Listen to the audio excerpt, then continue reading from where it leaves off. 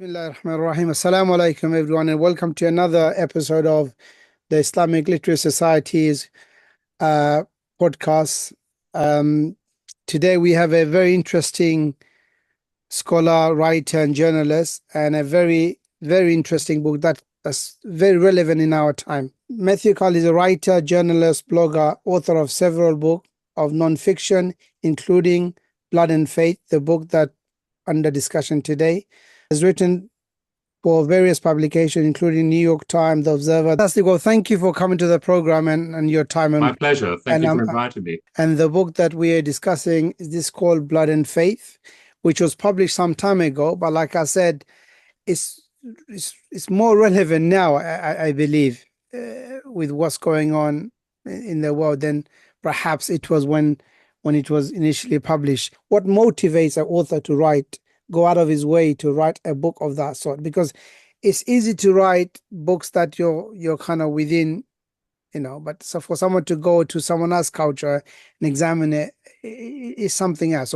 So my first question is, what motivated you to write this particular book? It's a long story, and I'll keep it short.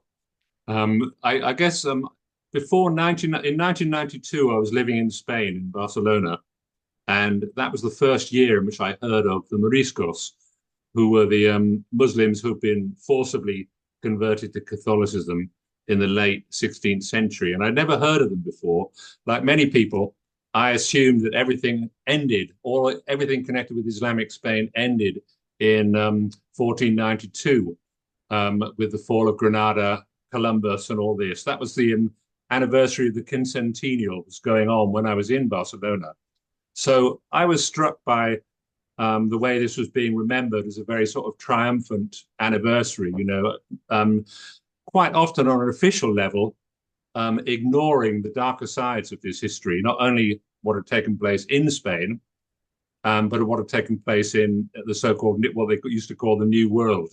So some of this I knew, but I didn't know about the Moriscos. And I remember reading about them, and I thought, I'd never heard of this before, and it was such a tragic situation that those people had found themselves in. I thought, to want to remain in Spain but not be allowed to be in Spain because the rulers of Spain don't see you as sufficiently Spanish and don't believe you belong, and then to end up being thrown out, literally by force, dumped on beaches in North Africa, to find out, at least at first, that many people didn't want you there either.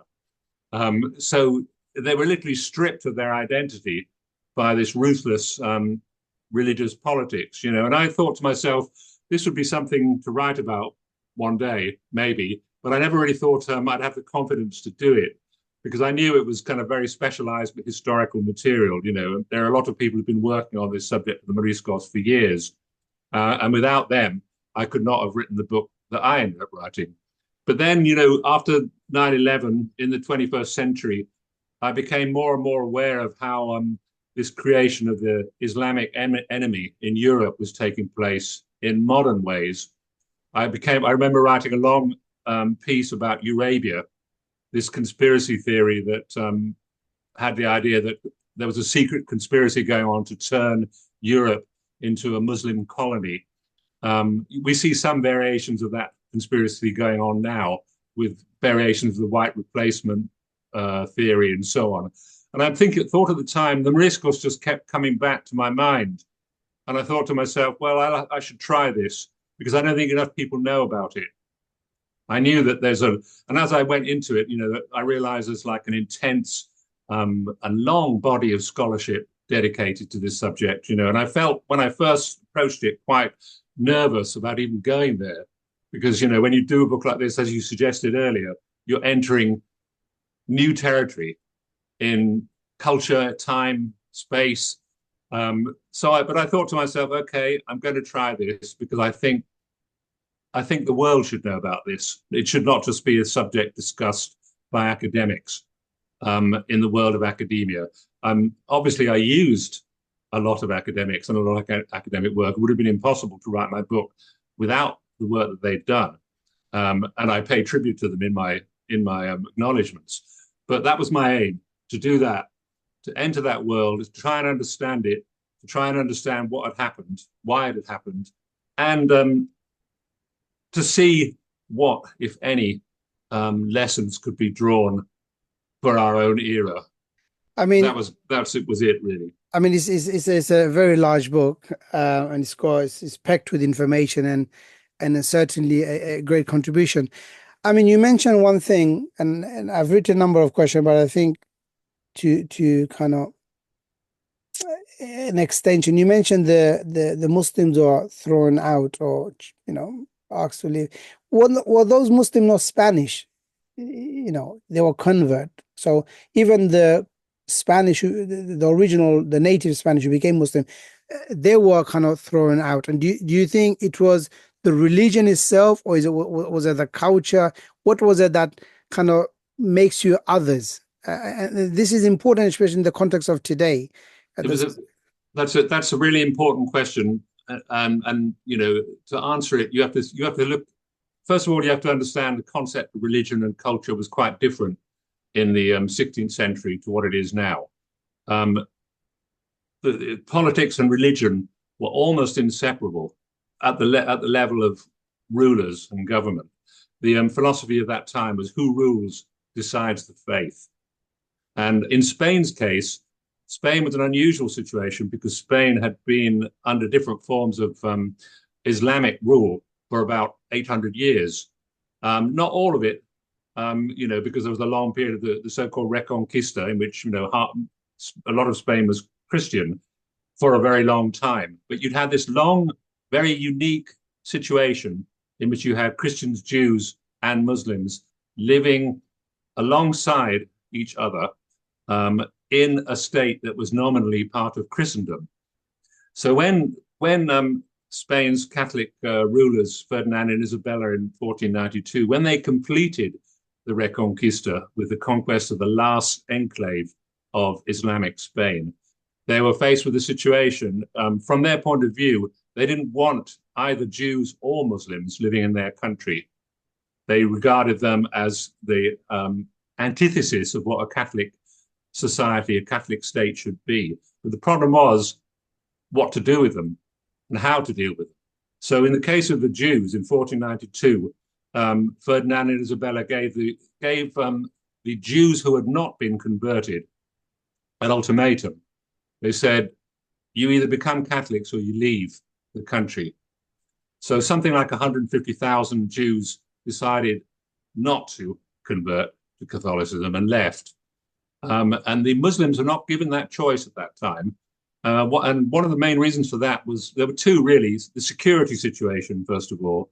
Having conquered Granada in 1492, Spain's rulers did not feel confident enough to carry out the mass expulsion of what at that time would have been about 600,000 people or more. They didn't feel able to do it without causing more disruption than they could cope with. And the second reason was that there were quite important Christian landowners who in various parts of Spain depended on Muslim labor on their estates. The church did to some extent, and so did some of the big aristocratic landowners in areas like Valencia. Bearing in mind, as you're talking about 8 centuries, if we look back now from where we are now in the 21st century and go back 800 years, imagine all the things that have happened in that time. Well, the same in Spain. So you had, quite different relationships. You had people who basically were practicing Muslims, but saw themselves as Spanish. They saw Spain as their country, and they didn't want to live in any other country. In terms of culture, sorry. Yes, there were, put it this way, looking at Spain in 1492 with the situation when Ferdinand and Isabella move into the Alhambra Palace, and you have the fall of Granada after a 10-year war. You have Muslims living in different cultural relationships to Christian Spain. So, some are kind of much more orientated towards North Africa. They would be living in much the same way as you would expect to find Muslims in Morocco or Tunisia at that time. Others who'd been living under Christian rule for maybe 300-400 years, it would be very difficult to tell them apart from Spanish Christians, except that they still were allowed to worship as Muslims. So you still had mosques, even in Christian parts of Spain, you still had mosques. In Granada, you had a lot of mosques, and you had people very openly, culturally speaking Arabic, following all kinds of cultural practices that you would find in North Africa. So, with Spain's rulers, when they moved away in the initial beginning after 1492, they signed these agreements with the defeated rulers of Granada, in which they said, you can continue practicing as Muslims, and you'll be allowed complete freedom of worship and so on. We won't interfere, they said. But then within a few years, they decided they lost patience, basically, because the church, the hardliners in the Catholic Church, never really liked this idea. It was a kind of temporary arrangement, as I said before, for security reasons. So after about 7 or 8 years, the hardliners in the Catholic Church decided this enough is enough. They can't have one part of Spain basically living like as if it was part of North Africa. So I won't go into all the complexity of that history because it actually takes a long time. It would take up more time than we have. But to cut it short, the Muslims of Granada were forced to convert to Catholicism by the end of the 15th century. So that from that point, Spain's rulers then had to convert everybody else, because you can't be ruling the whole of Spain and say, okay, Muslims in this part of Spain can't be Muslims, and these Muslims in this part can be. So they then began this rolling process that took about 30 years, in which Muslims all over Spain, one part of Spain after another, were converted by various degrees of coercion to Catholicism, and they were known as Moriscos. Moriscos was a term. It meant something like half Moor, bearing in mind that Muslims were known as Moors at that time. So this meant it was something like half Moor. And once the church had done this, started this process, they then had to police it. And this was where the problems really begin. So you have about 100 years from 1492 until the actual expulsion takes place in 1609. You have more than 100 years of these very, very conflicted relationships between Muslim communities all over Spain and the Spanish Christian authorities, who try in various ways. Sometimes they allow what they call periods of grace, in which they would say to, say, the Muslims of Valencia, okay, you have 30 years to forget your religion and all your cultural practices.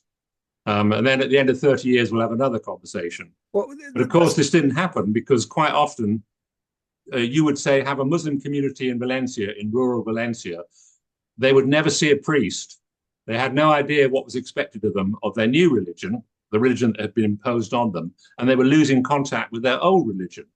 So you had this kind of long struggle in which, as you talked before about culture and religion, quite often the Spanish authorities couldn't tell the difference between culture and religion. For example, you could, in parts of Spain, be arrested by the Inquisition if you were eating couscous, for example. There's no religious connotation there, but to the Inquisition, the Spanish rulers, this is the sign, the only sign, that you're still holding on to the customs that we've told you to get rid of. And so, you can imagine the situation. You have basically an entire people, the Moriscos, being told to disappear, to basically eradicate every external sign of your North African or Muslim identity, simply to wipe it out, from the language to the writing, to the food you eat, to the way you dance or don't dance, and of course to religion. So the Spanish Inquisition, if they saw any sign that you looked like you might still be a Muslim, then they would interpret that as you were a heretic, and then you would be up for persecution. And then you get this dynamic. The more the church and its institutions persecute the Moriscos, the more the Moriscos hold on to the forms of identity that are being taken away from them. So you have this long struggle that goes on for nearly 120 years before finally Spain's rulers decide enough. we can't do it. You all got to go. Every single one of you. That was the expression they used to the last Morisco. Literally, they imagined the last Morisco could be removed from Spain. And this, Yeah, this, of course, could never happen because then once this process of expulsion began, Spain's rulers found that it was impossible to tell who was a Morisco and who was a Christian, who was still practicing as a Muslim and who wasn't. So you had this situation in which people were thrown out of Spain and then came back and then were thrown out again. There were sometimes people were thrown out on multiple occasions and still found a way back. And that was the situation. That was kind of how the broad picture.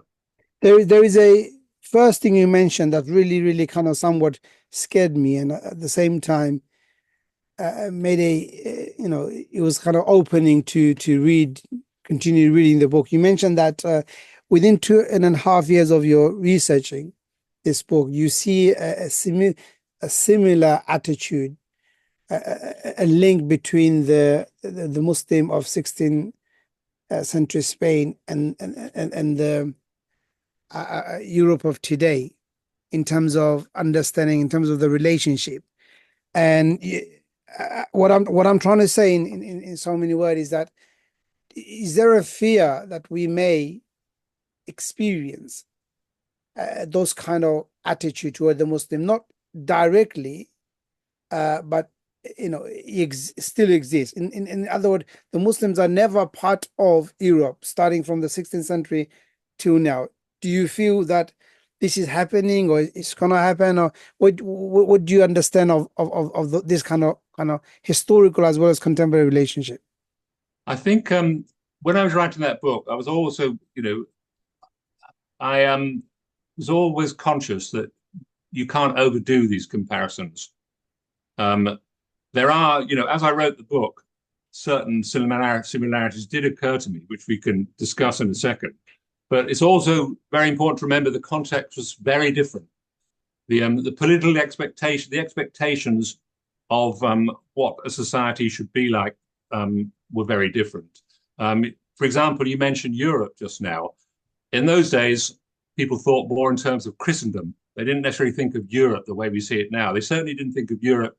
Nobody thought of having a European society in which you could have different religions coexisting with each other. To some extent, that did happen in Spain under Islamic rule. Yes, it did happen, even though there was a kind of hierarchy of religions, Islam at the top, and the other two were subordinate faiths.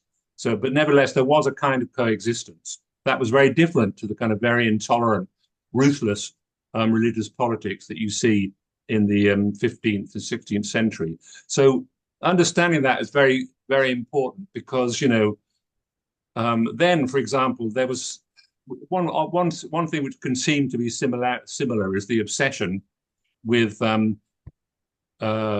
Muslim female attire. Because in the 16th century, the Inquisition used to obsess about women who were covering their faces with what was called the almalafa.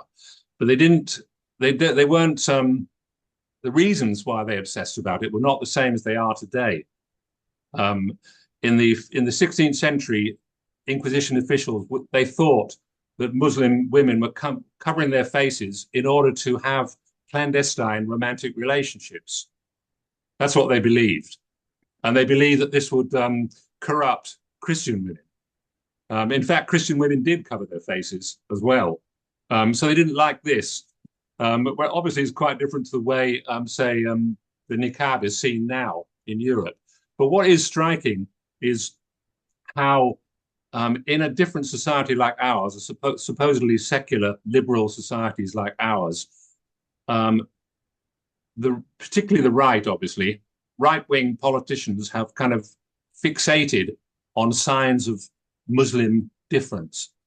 And then they've cited those signs, these external signs. It might be the hijab, and they'll come up with this idea of Londonistans, and so on. Well, in Spain, in 16th century Spain, they obviously didn't use that kind of language, but they saw, from a security point of view, they saw the situation in quite a similar way. They imagined that if the Moriscos were culturally different, then they must be enemies as well. They couldn't manage to get their heads around the idea that you could be culturally different and still be loyal. And bearing in mind, once again, that political loyalty in those days is different to what it is now. Here, we have flawed democratic societies. 16th century Spain, you had a would-be absolute monarchy. So obviously, what people's political expectations were quite different. But nevertheless, when you read Inquisition reports from the 16th century, they simply assumed that there were the equivalent of what we would now call Londonistans, that there were these kind of closed off Muslim communities that were not interacting with Christians, that were not part of Christian society, and therefore were dangerous. And they also linked them to Spain was involved in armed conflict with the Ottoman Empire in the Western Mediterranean for quite a long time, in which sometimes the Spanish coast was being raided by Muslim corsairs, kind of privatized pirates. So there was a security situation, a security crisis, if you like. Even though Spain was a very powerful state militarily, it was still quite vulnerable to these kind of attacks. So you had this tendency then to kind of confuse religion and culture and then fuse both things into a security threat in which you simply assume things that aren't necessarily happening. So I'm sure I don't need to explain to you that is, we see signs of that taking place. Do you think two questions rather? Do you think one? Do you think Europe has a slum problem from that time to now? Even though it's not, we live in a democracy and all that, but I mean, in terms of attitude of some politicians or some people, and the rise of the far right, do you think there is a slum problem, if I can use such word? And also, Um, do you yeah. think that the Muslim will ever be accepted as parcel of the society with their culture, with their religious identity? That's a difficult question to answer. I mean, my first reaction is that there is obviously a long history of conflict between Islam and Christianity. There's also episodes of coexistence as well, which tend to get ignored. I mean, because put it this way, I can remember that more or less until the 1990s, the right-wing discussion about immigration and minorities and community relations and multiculturalism and all those things, until more or less the early 1990s, did not particularly focus on Islam or whether people were Muslims or not Muslims. You had more then, insofar the racism that you saw was more sort of color-coded. It was not really about culture and religion. And I think in some ways, we can see reasons why this has happened. There have been conflicts, for example, in this country over the Rushdie, the Satanic verses and so on. We've had 9/11, we've had 7/7, we've had the kind of ongoing war on terror and all this kind of stuff that has created a kind of context in which, to my mind, opportunistic politicians on the right have seized on this idea that there's always going to be a Muslim problem. They've seized on the idea, and they've kind of, in some ways, it was convenient to do this because you're probably familiar with people like Nick Griffin, the guy that used to be the head of the British National Party. How people like him, once upon a time, they spoke about skin color. Now they speak about Islam. And this is a useful get-out clause for them because they can, by kind of, you'll see people like Tommy Robinson saying things like, I'm not racist, it's just Islam. So on one level, this Muslim problem, I say the word in commas, is a convenient vehicle, because you can talk about religion, culture, you can portray this idea that we're not against people of color, we're against Muslims. It's just that a lot of Muslims are people of color. And so you ask yourself the question, if they weren't people of color, would there be this so-called Muslim problem? If you see what I mean. And so, this is very 21st century. It's not 16th century. These were not the kind of discussions that were happening then. But do you think that there is, just to kind of focus on it, do you think that there is, when you have someone looking at Muslim as something alien that's not part of British society or British value, do you feel that they have a historical connection that they can relate to, in the sense that, like, the Christian of Spain in 1492 didn't like the Muslim. Then you had, the British Empire, and and they all kind of move on to now. So do you think there's a link that can't be broken?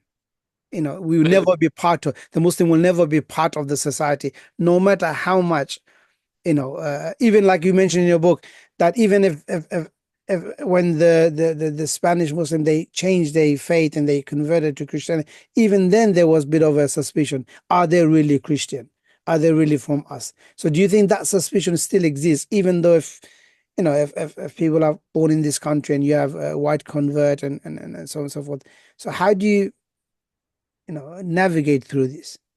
I would never be pessimistic enough as to say Muslims could never be part of Europe or be part of this country, because Muslims clearly are and have been for a long time. So this kind of politics, especially with what we've seen this year, with the riots and so on, can certainly lead to pessimism. But I think in many ways we can feel less pessimistic now than, say, you might have done in the 16th century, because there are more possibilities of alliances, more different forms of solidarity that can combat these xenophobic, racist, Islamophobic politics. For example, look at the way in the second week of the riots this summer, when you had these far right warnings that they were going to attack mosques and immigration centers all over the country. What happened that week? Thousands of people all over the country, from Walthamstow to where I live here in Sheffield, all mobilized on the streets to stop that happening. And it wasn't just Muslims. These were alliances. These were alliances between Muslims and people from all kinds of different backgrounds. So this is something that is available to us in the 21st century. It was not available in 16th century Spain. In 16th century Spain, if you were a Morisco, you were pretty much on your own. There were some cases in Spain, in Valencia, when the actual expulsion took place, in which you had Christian lords trying to protect the Muslims who work for them. In some cases, the combination of altruism, humanitarianism, and self-interest, because they needed these workers. Without these workers on their estates, they weren't going to get anybody else. But I remember reading once, and one of the reasons why I called my novel, The Devils of Cardona, was that I came across, when I was doing my research, I came across one letter written by a woman called she was the Duchess of Cardona, and she wrote a letter to the King of Spain, Philip III, rather, in 1609, I think it was. And she wrote a letter to him saying, "Your Majesty, you cannot expel these people." She said, "You cannot send these people out onto the roads. The people who live in my lands are old people, children, women. You can't possibly expect them to just go anywhere." Of course, the king ignored her. The king didn't listen. From his point of view, everyone had to go, from children to elderly. It didn't make any difference. But the point is that even then in Spain, there was another Spain. There were people who were horrified by what was taking place, who tried in their limited ways to prevent it, bearing in mind they had much less power. We have more power now. We are not obliged to do everything a king tells us. So when we have a situation like the riots that took place this year, there are forces that can be mobilized. So I see those forces as a positive way of looking at the future of Muslims in Europe. It's there are people in my neighborhood who some of us go every week to stand by the local mosque. We're not Muslims. None of the people doing this are Muslims, but they don't want to see the mosque attacked. And so they've been doing that for the last 2 months. So, you know, these kind of things are taking place all the time, and they give me hope that we can find our way through these very dark politics that we've seen over the last 20, 25 years. That's it's certainly positive, but I'm just the reason I ask this question is because I see that in a lot of the literature that's out there, that's been published, especially coming from far right, they seem to be so disappointed at the Muslim and the idea that a Muslim with this tradition can be part of British society.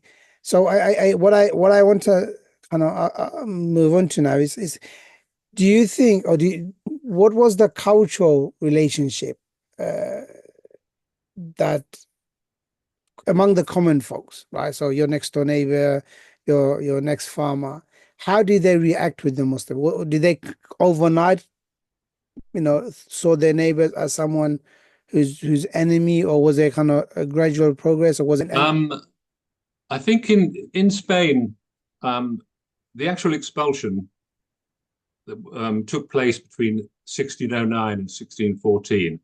Those were the years in which Moriscos were actually thrown out of Spain, forced to go onto ships, dumped on beaches in North Africa, or forced to travel overland to Europe. This was a process organized in secret in the beginning. It was not bearing in mind when you're looking at a kind of would-be absolute monarchy, it's quite difficult to tell what public opinion is when you look back 400 years because there aren't that many sources. You don't.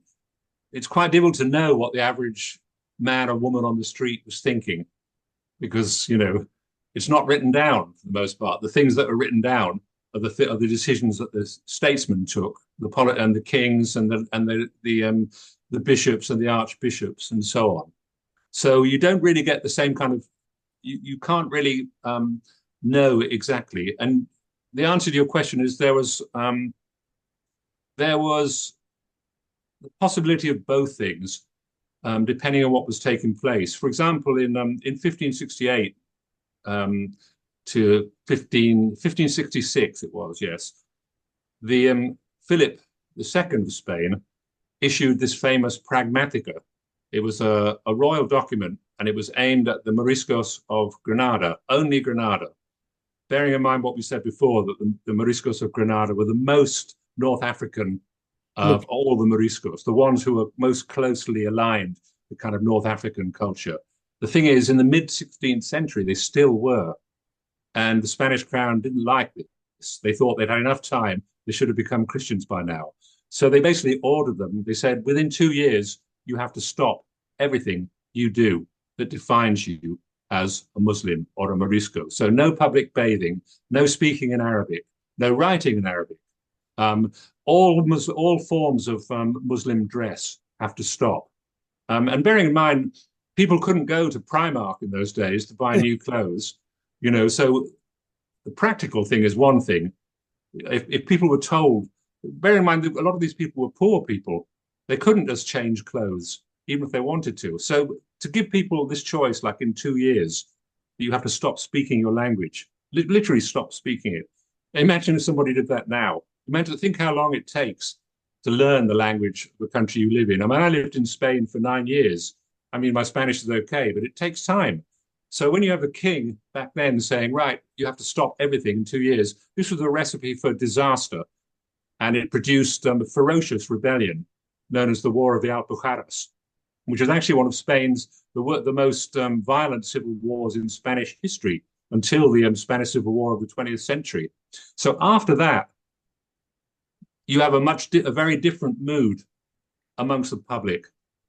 Because it was very violent. I mean, when the Moriscos rose up in protest against this pragmatic, there was massacres carried out in some of the villages near Granada and so on. So this stories about these events spread through Spain and created an atmosphere of fear and loathing that was not everywhere, but was present. So in other words, in answer to your question, you can't just say like at the beginning, these things are all dependent on events that actually take place. Had that rebellion not taken place, you might have had quite a different reaction because there was definitely a different atmosphere in Spain after the rebellion of the Alpujarras than there was before. There was much less tolerance, much less willingness to give these so-called periods of grace. But once again, yeah, sorry, no, go ahead. So I know this is particularly that period 1492 to 1614. Yeah, Um, what role did the Muslim countries surrounding the rulers and the ministers of? I mean, they obviously knew about it, what was going on. And there's a famous poem written by I think Ibn Rawandi, his name is, or if I'm saying it right. He kind of appeals to the people of Morocco and tells them about the suffering of Spain. So how did you, was there any record or writing record or any sort of information that records the attitude of the Muslim outside Spain? How did they see that when their fellow? that's a that's a very important question here because part of the tragedy, bearing in mind that once again you're looking at the 15th, 16th century, so information takes longer to get out and spread. So, in answer to your question, in the beginning, for quite a few years, certainly as far as the Moriscos were known in North Africa, say, they were seen as heretics because they were seen as people who'd renounced their religion. It wasn't understood the amount of force that had been used, and it wasn't understood the amount of persecution that was directed at the Moriscos after they'd converted. So then you have this process in which some of the imams in North Africa are beginning to realize what is actually happening in Spain. This is done by force. So then, once again, there's not that much information. There's a famous fatwa that was enacted by an imam from Fez, I think it was, who said, tried to advise the Moriscos on how to survive as Muslims inside a Catholic state. And so he would give instructions like he would say, if you're forced to pray in church, refuse to pray in your mind. Yes. And he gave a whole load of instructions on how to survive. But from the common people, they didn't necessarily see that this was happening. It took a while. I mean, when the Moriscos were first arrived in North Africa, they arrived in beaches that were outside the jurisdiction of the Ottoman rulers. So these were kind of quite lawless territories. So when these people appeared on the beach speaking Spanish, bearing in mind that they're not speaking Arabic, by this, some of them might have spoken Arabic, but a lot of them wouldn't. So a lot of the people who found them thought they were Christians. So sometimes they just robbed and killed them. Because bearing in mind, this is a lawless zone. It's not under the authority of any state. When the rulers in Tunisia and Morocco began to realize what was happening, they began to organize and look after these people, the people that survived. But not all of them did survive. So this is once again part of the tragedy of the Moriscos. That they were from the outside. It would look to a lot of people like they'd willingly become Catholics. And then some people would ask themselves, well, why didn't they lose their lives? They should have given up their lives. They shouldn't have done this willingly. I say willingly within very narrow parameters. So these are some of the things that we know about from the few documents that are available, that there were these kind of reactions. What was there any communication between the ruler and the king of Spain, official communication saying, either condemning it or doing some sort of work, even if the Muslims are moving to the neighboring country? Was there No, none at all. And that's another thing worth mentioning, is that there were some communications between Moriscos and the Ottomans. There were also, interesting enough, bearing in mind the Moriscos were not the only persecuted minority in 16th century Spain. They were the largest persecuted minority, but there were also still some conversos, as they used to call them, who were converted Jews. And there were also Protestants. And bearing in mind that Spain, for much of the 16th century, the late 16th century, after the Counter-Reformation, Spain was at war with England and with the Netherlands. So these were Protestant states, and there was a certain amount of there were some alliances between Protestants and Moriscos, because they thought they had certain things in common. Well, the main thing they had in common was they're Yeah. both fighting the repression of the Catholic state. So this of course, the Inquisition heard about this, and this also kind of inflamed their paranoia and suspicion, that there were some Moriscos who went into France, into the Protestant part of France, Béarn in the south, and tried to organize a rebellion. Never came to anything. So these kind of discussions took place. Occasional deputations of Moriscos would go and see a ruler who they thought might be sympathetic, who could help them. But as a kind of between the actual rulers, absolutely nothing. So when the expulsion took place, these people simply just turned up. No one had the remotest idea what they were doing there. No warning whatsoever. Even they didn't know where they were going to end up. They were told, they would be told, the orders would be given from the king. You have 20 days or less to sell all your possessions. You must now, then, no, it's 3 days. Sell all your possessions, withdraw to your homes, and wait for the king's police and constables to come and take you to the coast. But they didn't know where they were going to go after that. And then the ships would be waiting, and or sometimes they wouldn't be waiting because the tides weren't good enough or the winds were not propitious. So they might have to wait for months, just sitting in the beaches before they're put on these boats and taken to North Africa. Wow. So it Now, was a situation of chaos, really, destructive chaos. now moving on. I mean, do you feel now? I mean, I read in a number of places that the Muslim existence and present in Spain, there is a movement now trying to kind of remove it, and there's a counter movement trying to bring Islam back to Spain. You say you lived in Spain for 9 years. How do you feel the Spanish attitude, the Muslim knowing the history and the presence of Spanish Muslim who are native to the country? Is this something that's growing, or is it the old story of them being others still exist? That thing, before I answer that question about Spain, that concept you just raised about the other is a really important concept, I think, when you're talking about the Moriscos, because I think, while I try to be wary of saying, this happened in 16th century Spain, therefore this is happening in 21st century Europe, because the two things are so different. Nevertheless, both situations are connected with this idea of the other.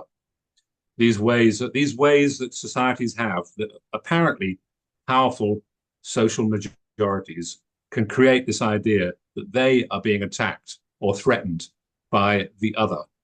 And then once this process begins, you can see all these different ingredients added to it. You can find security, culture, religion, Islam. Once upon a time in Nazi Germany, it was Judaism. Jews were imagined in Nazi Germany as the other.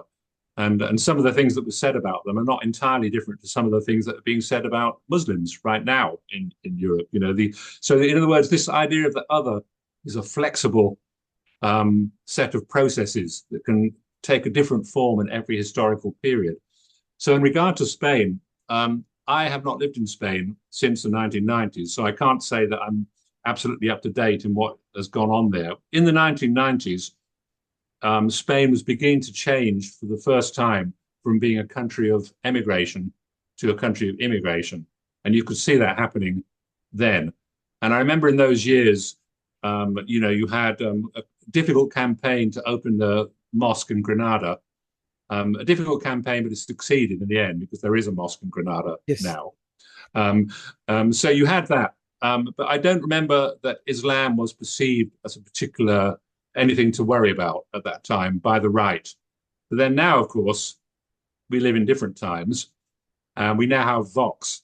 And Vox is a very nasty extreme right party that does talk about Islam and talks about a new conquest and talks about Islamic conspiracies to take over Spain and take over Spain again. That's the difference. That's in other countries, it's simply take over France or England. in Spain, take it over again. So that again has a certain amount of resonance, because they're deliberately appealing to that rather remote set of historical processes. So how it's actually working out now, I can't say. I can't say, but I think once again, Spain is not what it was in the 16th century. And what we were talking about before, these kind of alliances between different religious groups and groups that are not religious will hopefully secure the I mean, present and the future for Muslims in Spain. I saw a number of, I mean, you hear and you kind of see it. There is a growing community of native Spanish Muslim, and they have Yeah, that they have yes, their that's own, true too. they have their own culture. I mean, albeit the Islamic, the Muslim, and they do the regular, practice of Islam, but you can see it that they have their own Spanish. But with that Spanish new growth of Spanish Muslim in the context of our discussion, there's a hope, like you said, Hmm. that people are coming back to realize, okay, we have our, we may be Muslim, but we have our own cultural present in the society. I mean, moving on due to time, what do you see, the experience that you gained from writing your book, uh, and your activism with the Muslim community. How do you see it evolving now? Do you think this kind of history will be looked at as a regretful period in human, especially Spanish history, or is it something that that can't be forgotten? I don't think you've raised a lot of issues really, and I have to think which is the best way to which is the best one to fix upon. This fear you talk about, I'm not surprised that people feel it, because there are real threats and real dangers. You can see the riots that we saw in this country seem to come out of nowhere. And it wasn't just that they didn't come out of nowhere, obviously. They came out of more than 2 decades of relentless fixating on the idea of the Muslim enemy, whether the Muslim enemy takes the form of asylum seekers or people supposedly hidden in our society. All these different ways of imagining the Muslim enemy have been going on for a long time.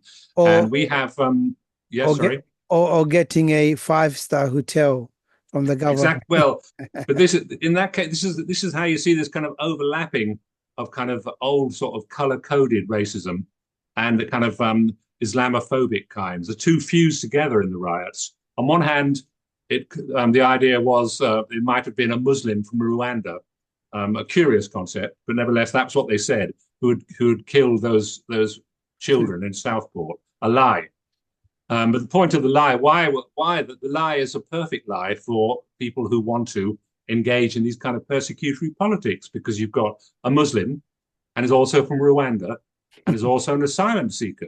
So all these things together is exactly the kind of, it's like pouring a can of petrol onto a fire, So obviously, with these kind of forces coursing through society, nobody can be complacent about the future in front of us. All we can do is all we can do is hold on to this idea that Muslims, like every other group in the society, have a right to be here. They are part of this country. They're part of Europe, and they are building their lives in this continent and in this country, and they will continue to do it, and nothing is going to stop them. And when they do it, they will not be alone doing it. They will not be alone doing it because we are not 16th century Spain anymore. We are the 21st century.